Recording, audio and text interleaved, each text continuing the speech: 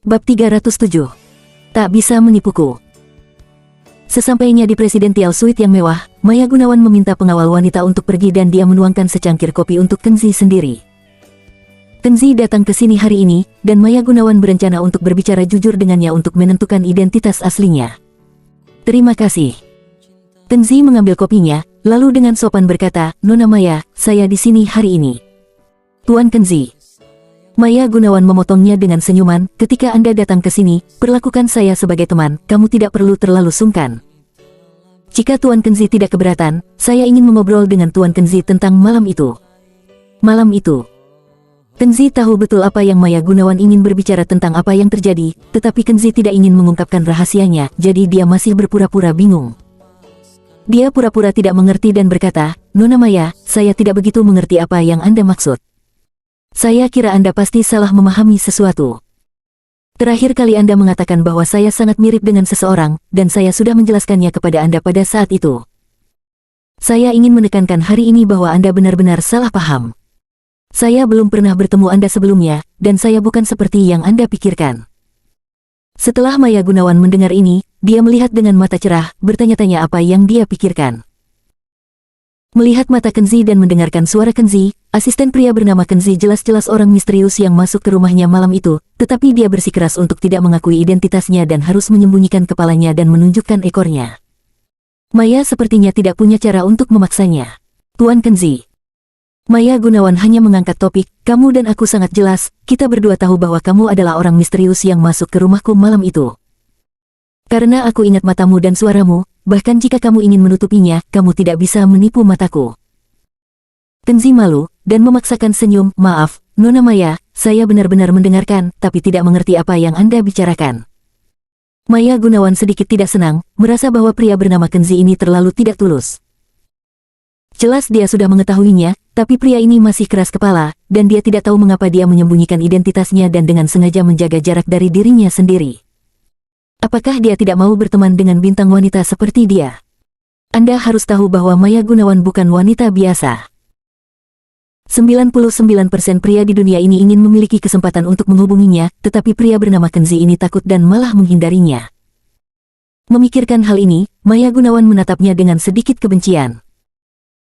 Ketika Kenzi bertemu dengan tatapannya, itu menjadi lebih tidak wajar, jadi dia harus minum secangkir kopi untuk menyembunyikan rasa malunya.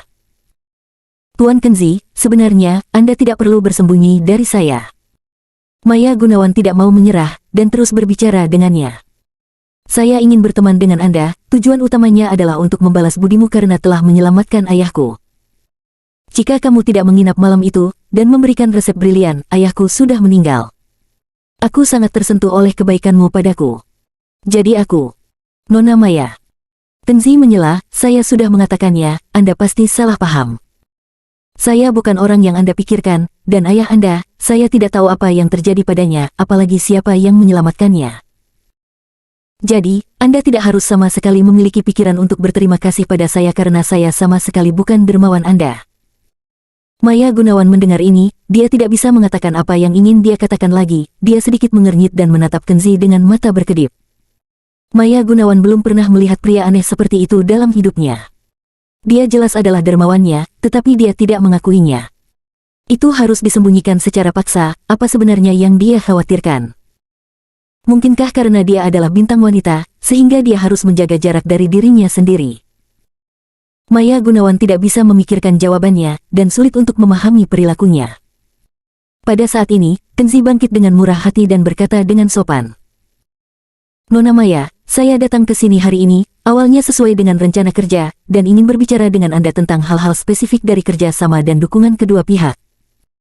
Tapi saya merasakan semangat Nona Maya hari ini tidak dalam kondisi yang baik, dan sepertinya tidak cocok untuk membicarakan pekerjaan.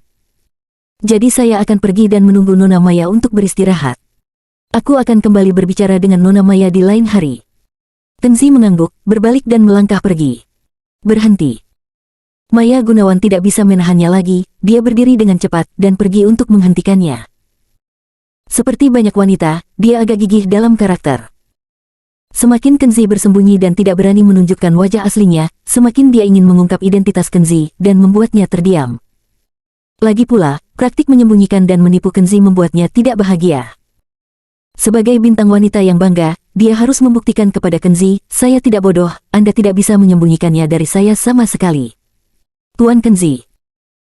Nada suaranya menjadi sedikit lebih dingin, dan sorot mata Kenzi juga menjadi sedikit lebih dingin. Saya ingin tahu, bagaimana Anda harus mengakui bahwa Anda adalah orang misterius yang masuk ke rumah saya malam itu.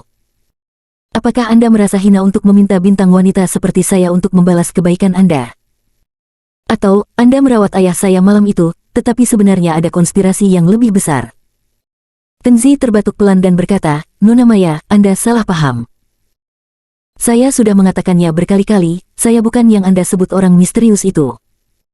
Saya tidak tahu apa yang akan saya lakukan untuk membuat Nona Maya percaya.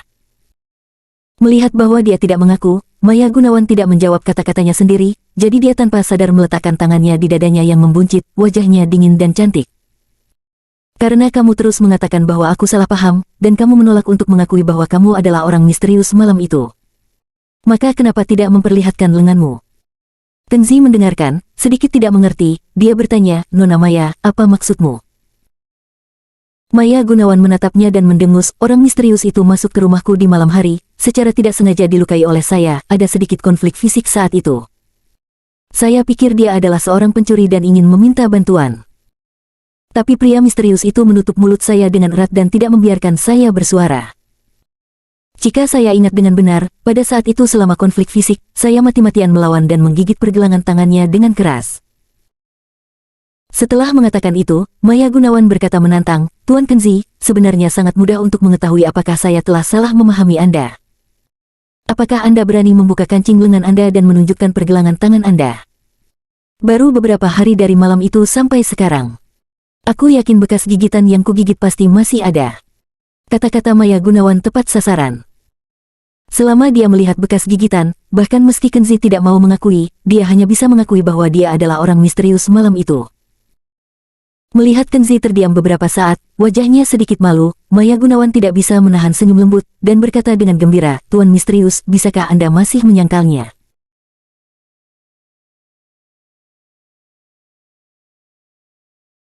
Bab 308. Apakah itu hanya kesalahpahaman?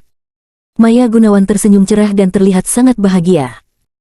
Mampu menembus identitas misterius Kenzi, pria aneh, memikirkannya saja, Maya Gunawan merasakan kesenangan. Ini seperti wanita pintar yang menaklukkan pria busuk yang keras kepala hanya dengan satu trik.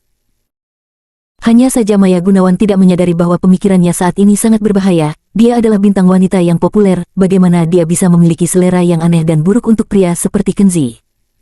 Sebagai bintang wanita, ini terlalu berlebihan. Kenzi terdiam untuk waktu yang lama, dan akhirnya dia menghela nafas dan berkata tanpa daya, jika Anda ingin melihat pergelangan tangan saya, izinkan saya menunjukkannya kepada Anda. Saya hanya berharap setelah kesalahpahaman ini diklarifikasi, Nona Maya akan berhenti berusaha membuat hal-hal yang sulit bagi orang lain. Berhentilah merasa benar sendiri. Saya adalah saya, Kenzi, asisten direktur perusahaan Bliss Group, bukan orang misterius yang Anda sebutkan. Saat dia berbicara, Kenzi menggelengkan kepalanya, perlahan membuka kancing lengannya, dan menggulung lengan bajunya, menunjukkan pergelangan tangannya yang telanjang. Maya Gunawan menatapnya dan melihat bahwa pergelangan tangannya, dan bahkan seluruh lengannya, hanya memiliki kulit halus yang penuh kilau sehat dan tidak ada bekas luka dari gigitannya. Maya Gunawan tidak bisa tidak terkejut, dia digigit oleh dirinya sendiri, dan dia masih berdarah, tetapi kemana perginya bekas luka itu, apakah Anda salah mengingatnya? Bukan pergelangan tangan kirinya, tapi mungkinkah pergelangan tangan kanannya? Kamu melepas lengan tangan kananmu, dan biarkan aku melihat tangan kananmu. Nada bicara Maya Gunawan sedikit bingung. Jika dia benar-benar salah paham dengan Kenzi, orang misterius itu, lalu bagaimana mungkin? Bukankah itu memalukan? Baginya, Maya Gunawan bahkan bersedia menjadi juru bicara citra perusahaan Bliss Group dengan harga $1. Cinta seperti ini sudah cukup untuk menunjukkan betapa dia menghargai orang misterius di benaknya. Orang yang misterius, apa yang dia dapatkan justru salah orang. Lihat, tangan kananku tidak memiliki bekas gigitan seperti yang kamu katakan. Kenzi melakukan segalanya sampai akhir, memenuhi keinginannya, dan membuka ikatan lengan tangan kanannya untuk menunjukkan padanya. Dia melihat kedua tangannya dengan hati-hati, tetapi tidak menemukan luka gigitan sama sekali. Maya Gunawan tidak bisa menahan kebingungan dan tidak mengeluarkan suara untuk waktu yang lama. Dia tidak bisa mempercayainya, tapi meski tidak bisa mempercayainya, fakta tidak berbohong. Meskipun mata dan suara Kenzi sangat mirip dengan pria misterius itu, tidak ada bekas gigitan di pergelangan tangan Kenzi. Jelas, dia membuat kesalahan. Kenzi bukan pria misterius itu. Pada saat ini, suasana hati Maya Gunawan sangat hilang. Melihat ekspresinya, Kenzi diam-diam merasa lega. Dia mengancingkan lengan bajunya dengan tergesa-gesa dan berkata, "Nona Maya, sayang sekali. Saya benar-benar bukan orang misterius yang ingin Anda temukan." Ketika dia mengatakan ini, Kenzi diam-diam bersyukur. Untungnya, dia menangani bekas luka di pergelangan tangannya tepat waktu malam itu, dan sekarang tidak ada cacat. Anda harus tahu bahwa dia adalah seorang kultivator kuat dengan warisan bakat. Umumnya dia dapat menggunakan energi spiritual di tubuhnya untuk dengan cepat memperbaiki trauma biasa, dan tidak akan ada bekas luka sama sekali. Kecuali jika luka fatal yang sangat serius itu, atau kurangnya energi spiritual di tubuhnya, apakah dia akan terluka parah dan mati. Maya Gunawan tersesat untuk waktu yang lama, dan akhirnya tersenyum canggung dan berkata, "Maaf, Tuan Kenzi, saya benar-benar salah paham. Namun ini tidak mempengaruhi kerjasama dukungan saya dengan perusahaan Anda. Tuan Bliss, Nona Bliss dan Anda, Tuan Kenzi, masih berteman baik yang bekerja sama satu sama lain." Kenzi mengangguk. "Saya minta saja satu hal pada Tuan Kenzi." Maya Gunawan berkata, "Untuk kesalahpahaman antara kita dan orang misterius yang baru saja kusebutkan, kuharap Tuan Kenzi akan merahasiakannya untukku." Kenzi mengangguk lagi, "Aku mengerti, jangan khawatir. Nona Maya adalah seorang aktris profesional dan harus memiliki citra publik yang baik.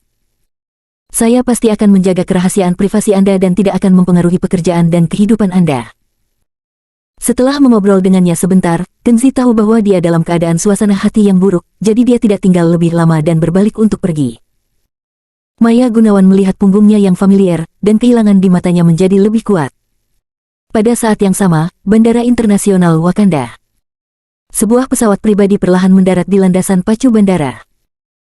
Di apron, sudah ada ratusan pria dan wanita dengan pakaian warna-warni, beberapa memegang bunga, beberapa memegang bendera kecil Kerajaan Timur, semuanya dengan senyum hangat menyambut tamu kehormatan.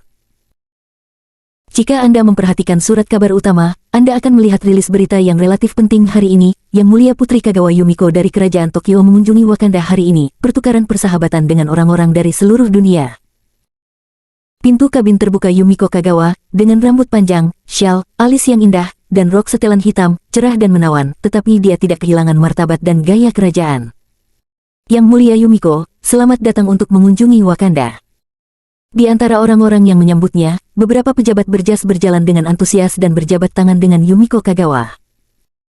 Kemudian dua anak yang tampak seperti siswa sekolah dasar berlari sambil tersenyum dan memberinya bunga di tangan mereka. "Halo, terima kasih." Yumiko menepuk kepala anak-anak, menyapa mereka dengan senyum, dan mengungkapkan kebaikan mereka, lalu melangkah ke karpet merah atas undangan beberapa pejabat penyambutan. Di antara para pelayan pribadi Yumiko, Hanako, juga ada di sana. Dia juga mengenakan rok jas hitam hari ini. Dia masih terlihat seperti wajah gadis kecil yang lucu itu, tetapi dia memiliki dada yang menonjol dan sosok yang muda, tetapi juga lebih pesona wanita dewasa. Memasuki sedan Rolls-Royce, Nona Hanako segera melepaskan penyamarannya dan menunjukkan senyum cerah. "Nona, cuaca di Wakanda di sini sangat bagus. Mau menikmati pemandangan indah di sekitar Wakanda kali ini dalam perjalanan bisnis?" Yumiko meliriknya, wajahnya yang lembut tidak lagi memiliki kebaikan saat menyapa anak-anak sebelumnya, sebaliknya, dia sedikit lebih glamor dan mencela. "Jangan lupa, kali ini saya datang ke Wakanda, bukan untuk piknik dan berenang di pegunungan dan air." Nona Hanako tidak takut dengan penampilannya yang dingin, menjulurkan lidahnya, dan menjawab dengan main-main. Hanako tahu bahwa Nona datang ke Wakanda, keinginan terbesar adalah membalas dendam dari Kenzi. "Tapi Nona, balas dendam adalah balas dendam, itu tidak mempengaruhi perjalanan kita di pegunungan dan perairan, kita bisa pergi ke tempat-tempat indah dulu, lalu membalas dendam."